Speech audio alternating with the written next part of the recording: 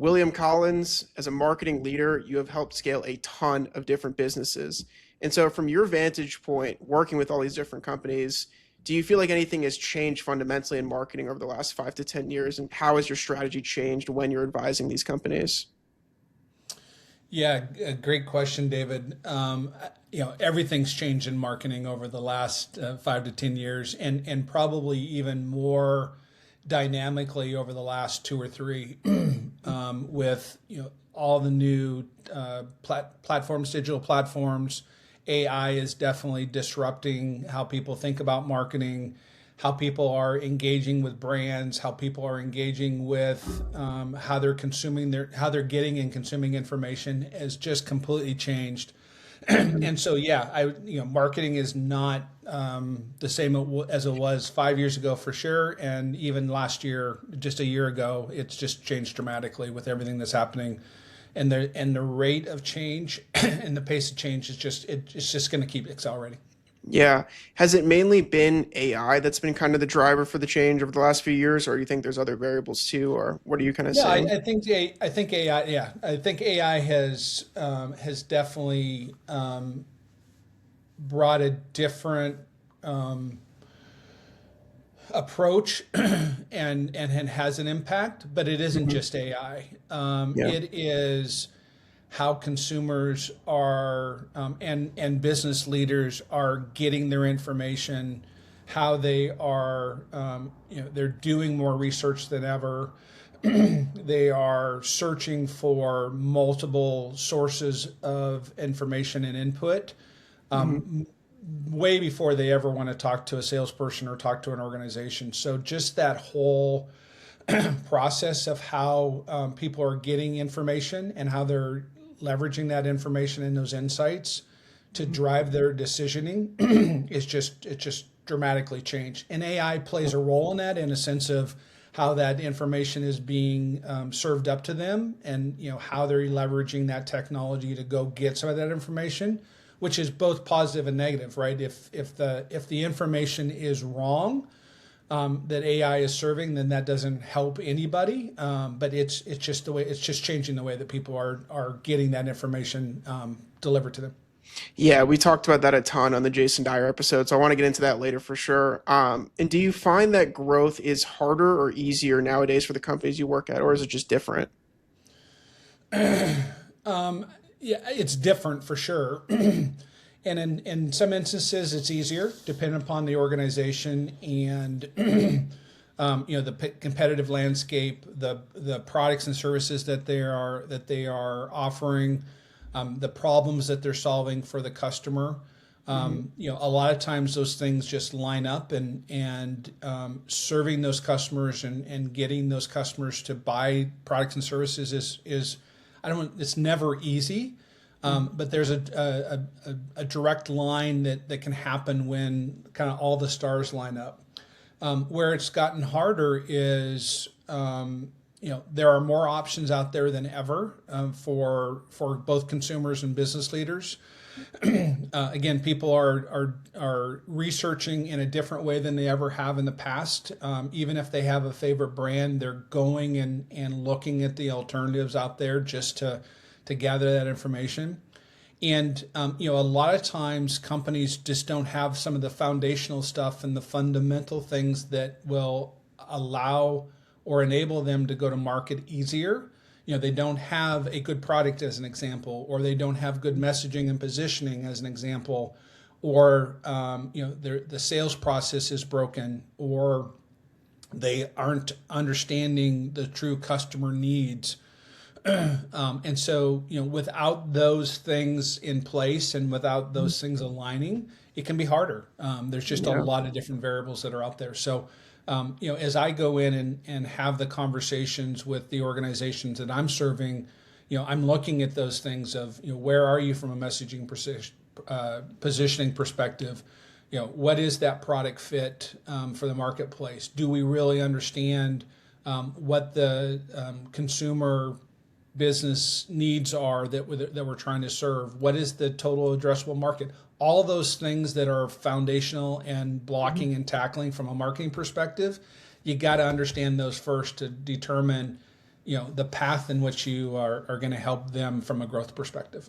Yeah. That reminds me a lot of a question I was going to ask later, but we'll skip to that now. So, there's so many things to focus on for an organization. Let's say the first day you get in there as a fractional CMO, how do you usually go about deciding what things to tackle first, and maybe what is even your first few weeks and days in that organization? Yeah, and I don't want to say it's the same for every organization because every organization is a little bit different. But there are some of those fundamental things that I, as a marketing leader, I as a fractional CMO, have got to do just to get a lay of the land. And as a fractional and at the way that I'm there to serve, I have to be able to move very fast, and make sure that there's a very quick time to value. But I also have to make sure that I'm not rushing it and I'm getting the information necessarily to really help that organization.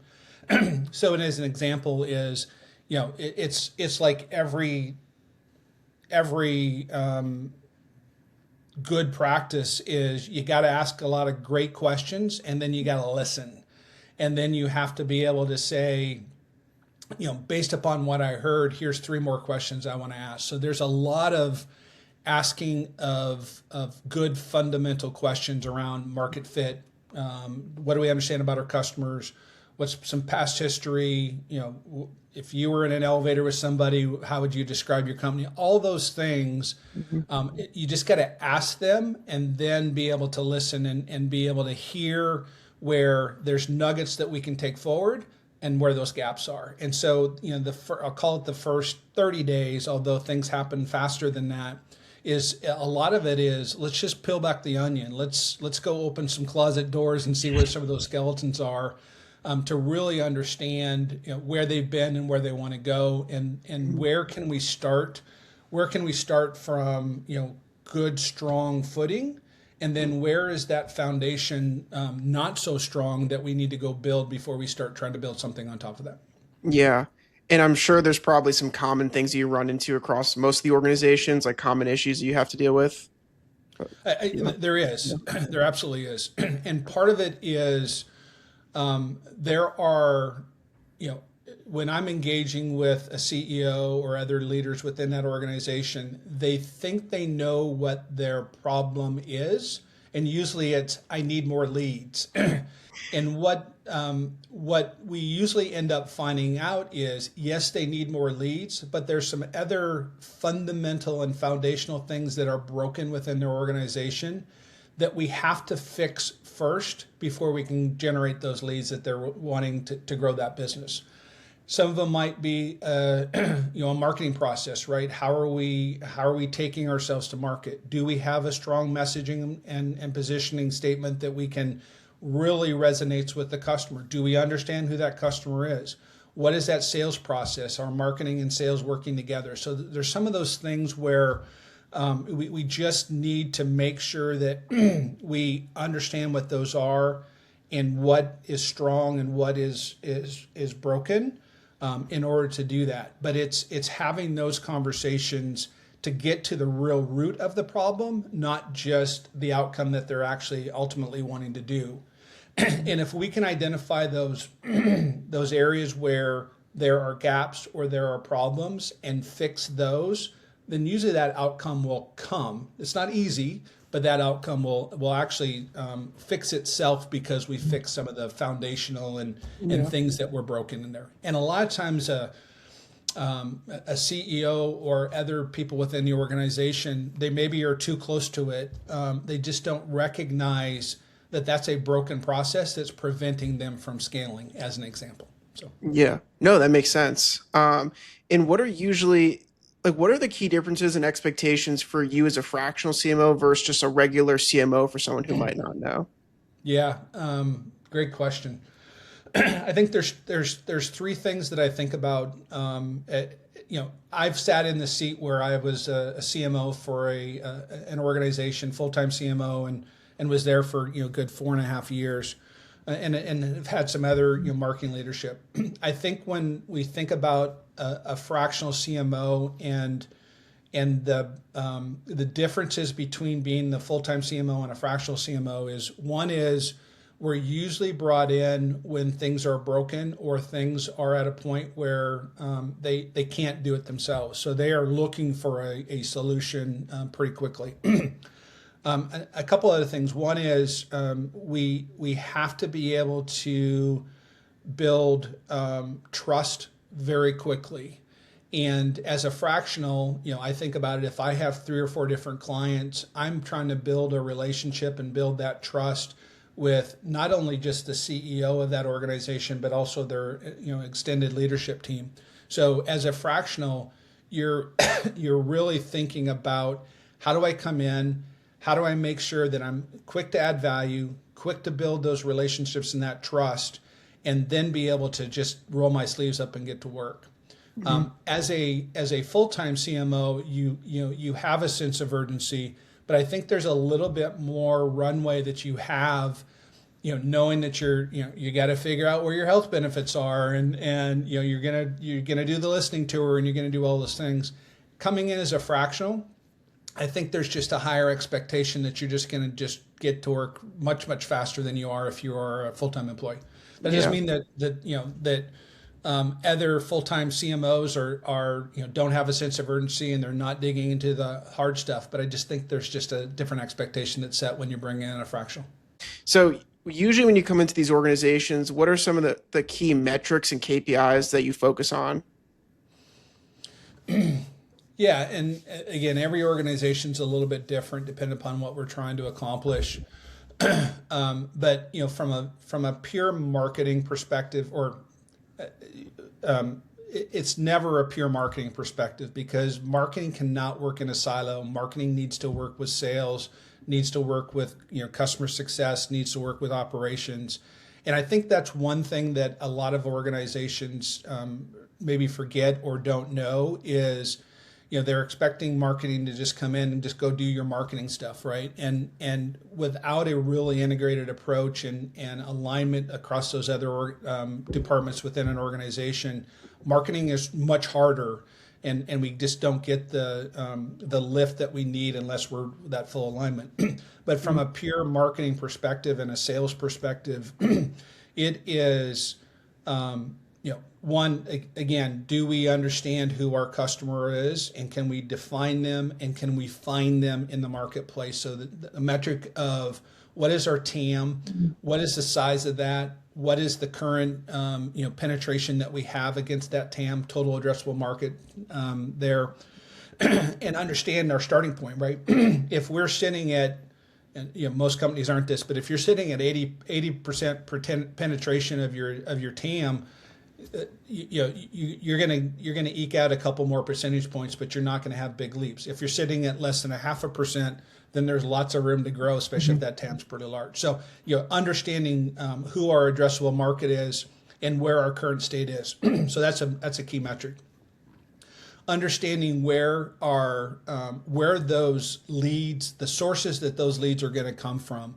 What's working today, what's not working.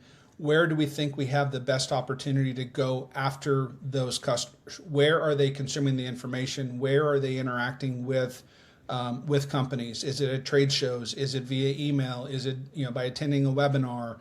Is it by clicking on an ad? So understanding the channels of attribution is really important, both from a starting point, but also measuring that over the kind of the life of the engagement or the life of the marketing cycle. So I think that's number 2. Number 3 is, what are the mechanics around a funnel journey, a marketing and sales funnel journey, right? How many people are engaged with your brand or with your product and service at any given time? How many of those turn into a marketing qualified lead? How many of those turn into a sales qualified lead? How many of those turn into a proposal? How many of those turn into a close won deal versus a close loss deal? And so I like to use what I call a reverse pipeline calculator, and it just basically systematically walks you through. And if you can plug in those numbers and you do the calculations, it will tell you, if you're trying to generate X amount of revenue, this is how many MQLs you're going to need every month. This is how many SQLs. This is how many proposals the salespeople are going to have to write. This is how many deals that you're going to have, that you, with your current close rate, this is what, you can expect to close. What's the duration of the sales, pipeline, right? In the sense of, or time to close. Is that a 3-month close? Is that a 6-month close? Is that an 18-month close? And really getting to the mechanics of demand gen and understanding what that means today. If your current sales time to close is 18 months and you're wanting to drive something to 3 months, that ain't going to happen, right? I mean, you can bring it down, but understanding the mechanics of how that demand gen is working today and how we want to be able to influence that in the future is very important. So that's another one. That'd be kind of number 3. And then the fourth is really just kind of building out those KPI dashboards of what are the things that I need to be looking at daily, weekly, monthly, and quarterly, and what are those dashboards telling me? What dials do I need to turn? What levers do I need to pull to be able to incrementally improve things along the way? There's some things I want to look at on a quarterly basis because I can't move the needle quickly there. There's other things, paid media as an example, or search. I might want to look at those daily or weekly because those can change, right? Who are people? What are they clicking on? Do we need to change the copy of an ad? Is there a different market we should be going after? Is there a different geo? Those types of things. And then there's others that are, kind of in between there where you're just not, you can't get inundated with so much data that you can't make a decision on. So I think that would be the fourth, is just making sure that you have a good dashboard that you can look at on a regular basis and know enough and have enough insight to what you can do to make those change. Mm-hmm. Data in of itself isn't enough. You really need insights that says, what is that data telling me? And if I change this, am I going to be able to, improve it or decrease it, whatever. Yeah. And how do you parse through the data for those KPIs to know which one's going to help the company and which one's just kind of a waste of just a random data point? Yeah. And I know I sound like a broken record. It really depends upon the organization. Some organizations are just really good about having data, having it in a great format, having great visualization tool. They're using a tool like HubSpot for their CRM. They're using Tableau for their visualization tools. Not an endorsement of any of those products, but they're using those good tools, and their data is clean and it's easily accessible. And then what you're able to do is to say, as a seasoned marketer, to say, I know what's noise and what is actionable insights. Again, going back to that kind of daily, weekly, monthly, quarterly, and being able to say, that's interesting, but that's just some noise, and it's fun to watch, but it's not really going to be able to move the needle. There's other organizations that they don't have the right systems, or if they do, their data is just polluted because they just don't have that data governance. They don't have the discipline of making sure that people are putting stuff in the CRM, as an example, or that they're tagging things correctly, of where was the right sales channel that came from. And that just makes it harder to make good and informed decisions if that data is bad, or if there's just a bunch of cloudiness in there. And so, a lot of times, going back to that whole foundational thing that you got to fix, sometimes you got to fix that so that you can make sure that you're making the right decisions from a marketing perspective to have an impact. Mm-hmm.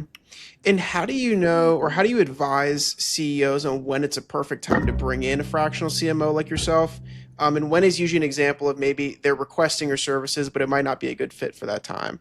Yeah, great question. There's usually 3 scenarios, maybe 4, 3 scenarios when a CEO is reaching out to us or an organization's reaching out to us. Number 1 is they had a current marketing leader, and that marketing leader is left. Either they left for another opportunity, they were let go because they weren't producing. Maybe somebody's going out on maternity leave or paternity leave, but they are losing their marketing leader, and they know how important marketing and marketing leadership is to the organization. So as a fractional, we can come in and fill that gap. Fill that gap while that person's on mat leave or pat leave, or fill that gap until until they're ready to hire that full-time CMO back in place, because we've either fixed some stuff or we've given them that runway to go find that person. So that's number one. Number two is there are organizations that that have been small in the past, and they're now either scaling or want to scale, and they just really haven't had a marketing organization, any marketing resources. It's just been a little bit of fly by the seat of their pants, and they want somebody to come in and do it right. Build up a marketing strategy, build up a marketing organization, and be able to really just help them scale. They recognize the value of marketing as a strategic driver for that growth, and they're wanting to make that investment. The third one is they have a marketing team. They've been doing marketing. We always like to use the term, they've been doing random acts of marketing, and nothing's working. Yeah. And they don't have a strategy, and they don't have the right butts and seats. They don't have the right leader in place. But they've been spending money on marketing, and they've just been disappointed in those results. And so what they're really looking for is somebody that's been there, done that knows how to build that strategy, knows how to execute against that strategy, and put all the right pieces in place. Again, whether that's for a short-term engagement to get everything in place and then bring in a full-time leader, or if it's in some instances, I've been on engagements. I've been with Chief Outsiders, who I'm with today, for almost 5 years, and I've had an engagement that went over 3 years, and because they recognize the value of that experience, that leadership, and the fractional model worked for them. It didn't make sense to bring in a full-time CMO at that time or that juncture. So those are the three scenarios, and each one, they're a little bit different assumptions, different expectations of how you come in. But we're there to serve, and we're there to add value. And at the point where it's time to turn over the reins to somebody else because that's what's right for the organization, we do that. We do that in the right way. We do it professionally. We are part of that decision, and many times we're the ones that are recommending that. Knowing that you might only be there for 3 months or 4 months or a year, you're just going to approach it differently, right? You're still very integrated in the organization. You're still building that trust.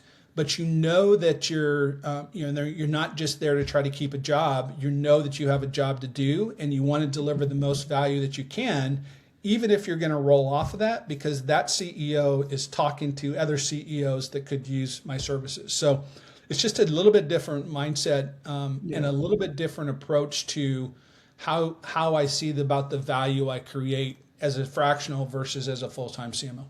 Yeah, no, that makes complete sense. And is there usually like an average expected time for these engagements? Is it usually a few months to a year? Because I'd imagine 3 years is a little bit long. Or what's usually the average for this sort of thing? Yeah, great question. So sometimes there's a project-based engagement. We want you to do this, and we know that there's a start and an absolute finish. I worked for an organization, and they were launching a new AI SaaS product. And what they needed me to do was help them get that product launched. And it was a 3-month engagement. I knew it was going to be a 3-month engagement, and we just knocked it out of the park.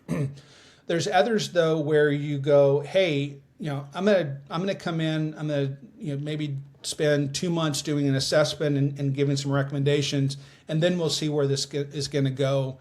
A lot of times what happens is you get in there and you find 5 or 6 other things. You think, your initial conversation was, oh, we can, this was probably a 3-month engagement, and it turns up being a 6-month or a 9-month engagement because you've uncovered all these things that you can help them fix.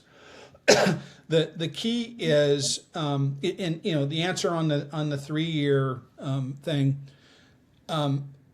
Again, it goes back to if we as fractionals are adding value and we are helping them achieve their goals and helping them grow, and there's an ROI on that investment, I have some of my peers that have been at organizations for 7, 8 years just because they are tremendously adding value. The ROI makes sense. They've built that trusted relationship with the CEO, and it's more than just marketing or just more than just sales, right? That CEO, and I've had this happen with some of my clients, that CEO is reaching out to them and asking them about acquisition targets, or hey, I have an HR issue and I want to get your thoughts on it, William, as an example. And the reason that they're doing that is two things. One is we've built that trust, but we also have come from those organizations where we sat at the seat of the table. We haven't necessarily been a CEO. I haven't been a CEO before, but I've been in organizations where we've had to deal with those things, and especially as an SMB or a small enterprise, maybe that CEO hasn't had that experience to have had to deal with it.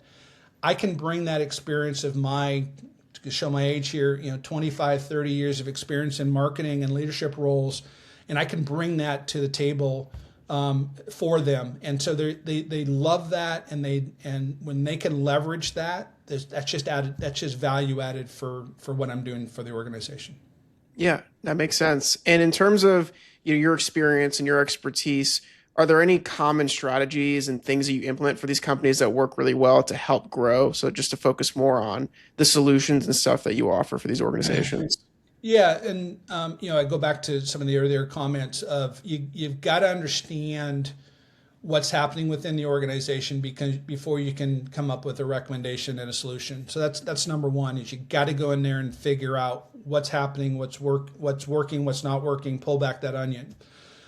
I will say that with probably 80 to 85% of the organizations I go into, they're struggling with how do they tell their story of who they are, who they serve, how they solve that client's problems, and what makes them different.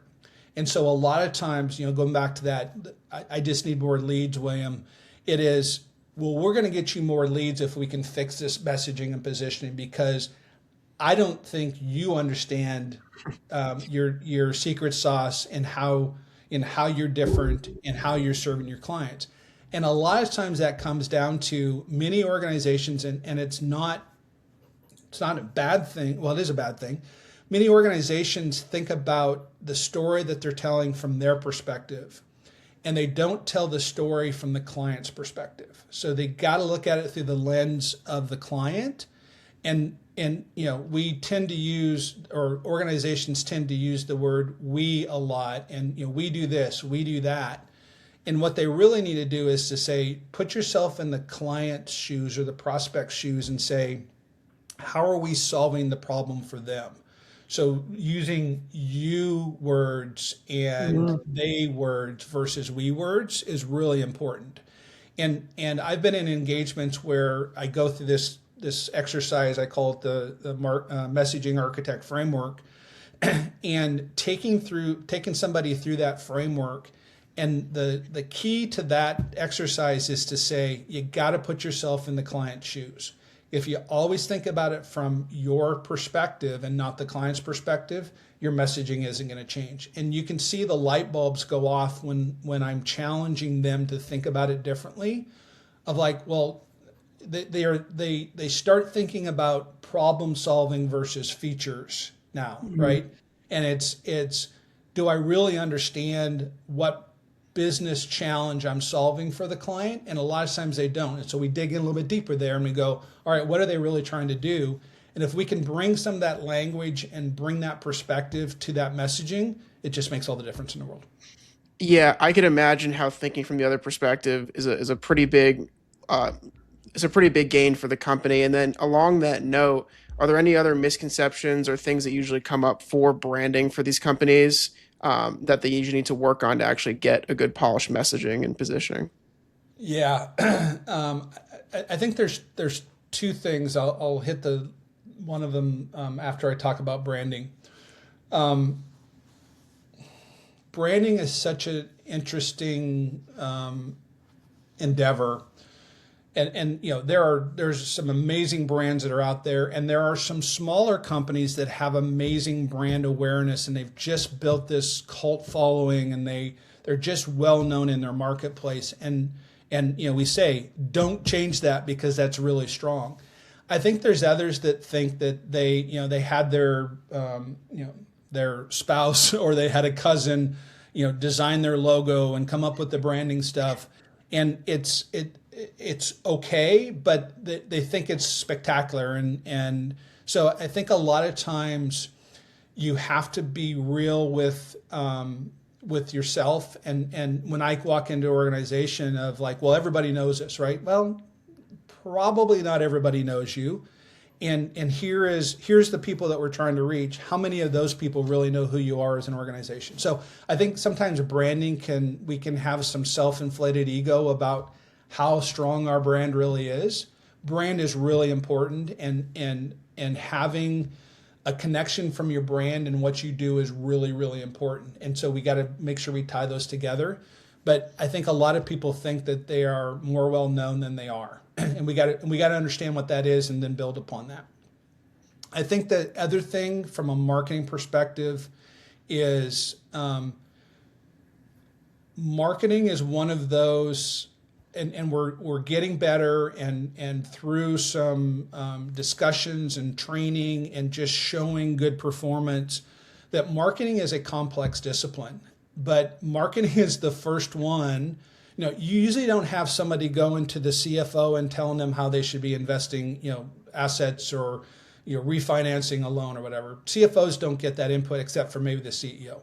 But you put somebody in a marketing role, and 20 people within the organization will come and go, "Hey, have you thought about this? And why isn't our logo blue?" Right? And so it's we've got to be able to elevate our roles and our craft to say it's not just colors of a logo or words on a page. There's some complexity to it, and that's hard because everybody thinks they can be a marketer. The other thing is around patience, and especially if the CEO is hiring you because they want more leads, sometimes that runway is not long enough to be able to really move the needle. You can't, Rome wasn't built overnight, right? And you can't necessarily turn the ship around in 30 days. That doesn't mean we haven't made progress. It doesn't mean we haven't made an impact in 30 days, but it may take a little bit longer. And by building trust, making sure that we're communicating the things that we're doing, communicating the things that we found, we ask for patience. And we ask it with humility. We ask it to say, here's why you need to be patient, and here are the things that we're doing to get there. But the CEOs that have that patience and keep asking good questions, keep challenging, are usually the ones that are be successful in hiring in, whether it's a full-time CMO or a fractional CMO, because they understand the importance of marketing and the fact that marketing is not going to turn around something overnight, especially if it's broken. So those are a couple of things to think about. Yeah, so many things to take away from that. So on the first note that you had mentioned about branding and colors and logos, the start of my last podcast with Wes DeRoe it's about breaking like myths and facts. And the first one I started with was, is branding just a bunch of colors and logos, and what's the importance of that? So why do you think a lot of people, maybe not even just CEOs, but people around the world, kind of misunderstand what branding is and think it's just, colors and things like that? Yeah. Before I go there, I'm humbled that I get to share the stage with a Jason Dyer and a Wes DeRoe. I know both of them, and they're amazing marketers. So kudos to you to getting some good talent on the podcast. From a brand perspective,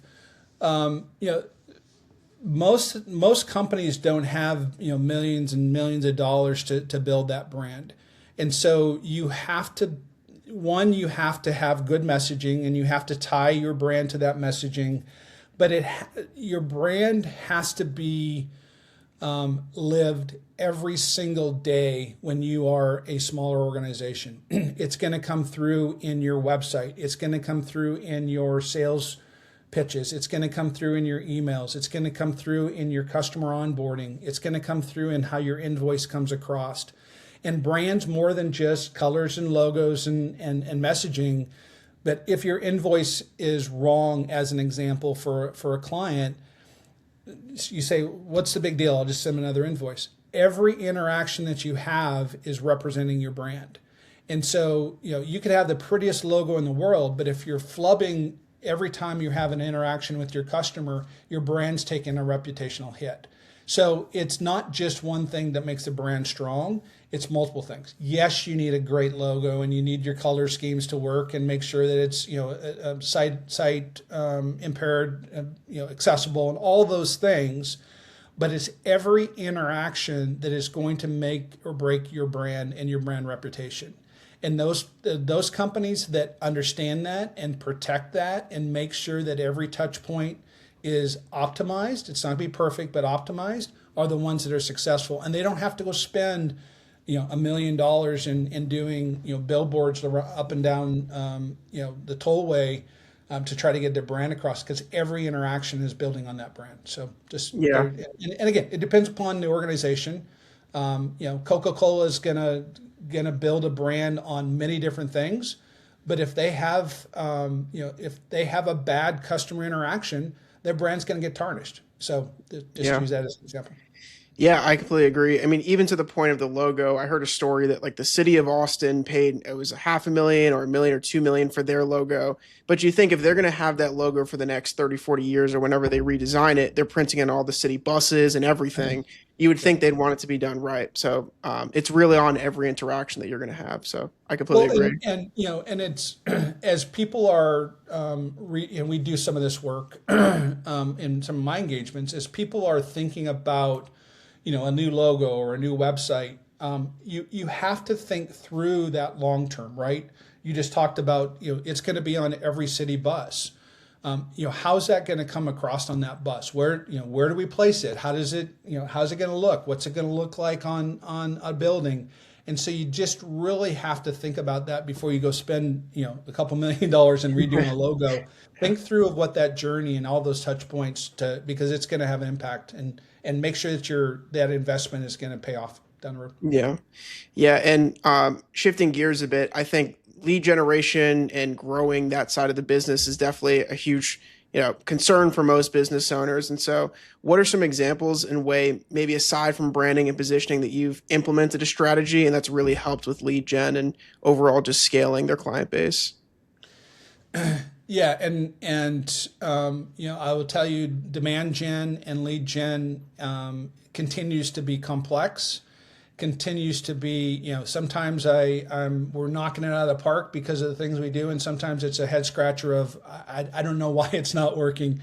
And so, to me though, it comes back to some of the fundamentals of who is the customer, who are we talking to, right? And you might have multiple personas and you might have different segmentations. Who are we talking to? What do they care about? What are the problems that we're trying to solve? And how do we inform them, tell them of how we're different and how we're solving those problems? Again, many people are doing research, and so depending upon regardless of the channel, whether it's an email, whether it's social post, whether it's at a webinar, whatever that is, you've got to understand who your customer is, and you've got to talk with them like you do understand who they are, but also talk in their language. Talk about what they care about, not your speak, but their speak. And the more that we can do that, the more that we can show that we understand the pain that they're going through, the better we are, the better opportunity we have to engage them in a valuable informational conversation that says, we understand you, we get what your problem is, and here's how we can help you solve that problem. And that's the epitome of a good demand gen channel, is setting up that conversation for the salespeople to be able to say, we know who you are, we know your problem, and here's how we can solve your problem. And being able to do that in a way that is engaging is real. It's authentic. It's not using scare tactics. It's not using spam and trickery to get somebody, but really coming across as an authentic self and making sure that we every day, every interaction we have, we're providing a level of value to them, whether it's giving them a case study that might be relevant to them, or a checklist of things they should be thinking about as they're doing their shopping, because they might still be at the very top of that funnel from a journey perspective.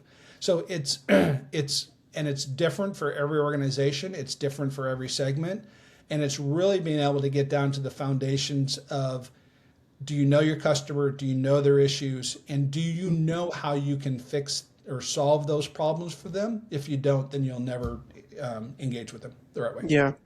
Yeah, and another thing which I think you could definitely speak on is at the different levels of business. Let's say you're $1 million company, $10 million, $100 million, or even $1 billion plus company. What are kind of the key differences you see in the way that those interact? Like, how do you break through those ceilings at those levels? In marketing to them or marketing for them? Let's say you are becoming a fractional for their company and they're at those levels. Like, how do you approach those differently to get to the next step? It's interesting because in sometimes a bigger budget isn't necessarily what is needed to break through. Now, that being said, it's always nice to have budget once you have the fundamentals in place, and again, you know who you're talking to, you know their problems, and you that now you can scale because you have the resources to be able to do that. But at the end of the day, whether you are a $5 million organization that is serving a local community here in Dallas, Texas, or you are a $50 million organization, at the end of the day, what you're trying to do is you're trying to connect with decision makers, influencers, and gatekeepers in some instances, and dissuaders, to make sure that you are providing them with enough information and insight so that they can make an informed decision on what they're trying, the problem that they're trying to solve. And at the end of the day, if we can do that, and we can do it better than the competition, because we're doing really good marketing, that's going to allow us to win. Whether you're a $5 million organization or a $50 million organization, you got to get the fundamentals right. And then it becomes scale, right? If I'm a $50 million organization, I can probably do more because I'm probably spread out across multiple communities. I probably have a little bit more budget to work with to be able to scale. I might be able to do multiple channels versus just one or two. But if the fundamentals aren't there from a marketing perspective, your size doesn't matter. Yeah. Yeah, it makes sense. And as the last portion or segment of the episode, is there any questions you wish I'd asked or things that you want to share in terms of marketing strategy? Anything else that might be helpful in terms of growth or your experience, or even some stories? Yeah, I think just maybe speaking to your audience that says, marketing is really important to every organization, regardless of the size. And the formality of it and the level and the resources that you throw at it, of course, is going to be different from a smaller organization to a larger organization. But marketing isn't just, again, logos and tchotchkes that you hand out at a trade show. There is strategy behind it. There's data behind it. There's insights behind it. And you got to have a strategy, and you got to have a roadmap for the organization to follow. Whether you bring in a full-time CMO or a fractional CMO, whether you have your cousin doing your social media, or you have somebody that went to school for social media marketing, you have to give them a roadmap that is aligned with the overall organization and aligned with the rest of the departments of what we're trying to accomplish, because marketing has to be integrated into the rest of the organization. And a lot of times, people don't treat it that way. And if we can treat it that way, and you bring in the right resource, whether that's me or there's hundreds and thousands of great marketers that are out there, and they should all be asking the same thing of you: is let's put a strategy in place. Let's make sure that we have the foundations right. Then you will be successful. If you treat it as, oh, marketing is just something that we have to do, or anybody can do it, or you don't have the patience to let marketing get in place and that strategy to start working, you will fail every time. So that whole thing of random acts of marketing, there's so many companies that are doing that, and they just keep getting frustrated and they keep replacing their marketing leader. It's because they don't have a strategy. It's not because they aren't a good company. It's just that they don't have that strategy and allowing that strategy to get executed. I am definitely going to steal that quote from you. I like that a lot. But yeah, I learned a ton. It was amazing to have you on. Where can people find you? Where can people help you out? Yeah. So again, the company I work for is Chief Outsiders. We are a fractional CMO, Chief Marketing Officer, and CSO, Chief Sales Officer organization. There's about 130 of us. We're CXOs, both CMOs and CSOs. And we are, so chiefoutsiders.com, and look, when you're looking for the fractional talent, look for William Collins, and I have a profile there. And you can always reach out to me, and I'd love to have a conversation. And I think that it starts with, let's have a conversation. Let's understand what you're trying to accomplish. And there's a lot of times where I can come in and do, a free assessment or just do a whiteboard session and really, start getting under the covers without it costing you a dime. So I would encourage people to be able to do that and start asking questions. And, there's lots of great talent out there, but I think I'd love to serve our customers.